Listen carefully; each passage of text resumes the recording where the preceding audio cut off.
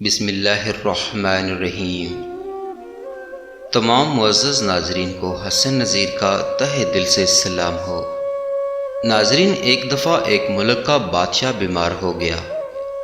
جب بادشاہ نے دیکھا کہ اس کے بچنے کی کوئی امید نہیں تو اس نے اپنے ملک کی رعایا میں اعلان کروا دیا کہ وہ اپنی بادشاہت اس کے نام کر دے گا جو اس کے مرنے کے بعد اس کی جگہ ایک رات قبر میں گزارے گا۔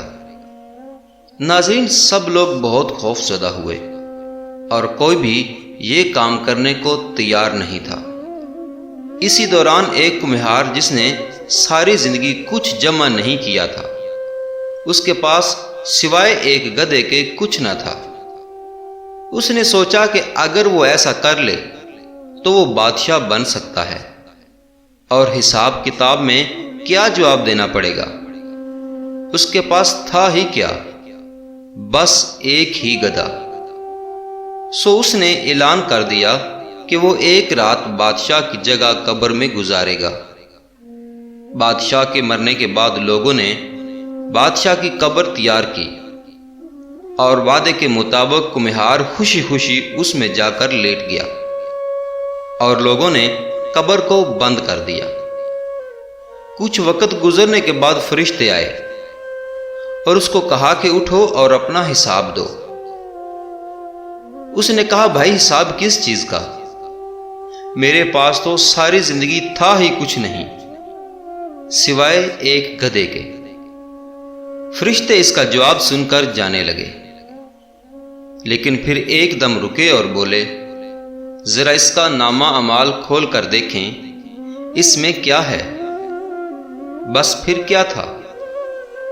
سب سے پہلے انہوں نے پوچھا کہ ہاں بھائی، فلاں فلاں دن تم نے گدھے کو ایک وقت بھوکا رکھا تھا۔ اس نے جواب دیا، ہاں۔ فوری طور پر حکم ہوا کہ اس کو 100 کوڑے مارے جائیں۔ اس کی خوب دھنائی شروع ہو گئی۔ اس کے بعد فرشتوں نے سوال کیا، اچھا یہ بتاؤ، فلاں فلاں دن تم نے زیادہ وزن لاد کر اس کو مارا تھا؟ اس نے کہا، ہاں۔ پھر حکم ہوا کہ اس کو 200 کوڑے مارے جائیں۔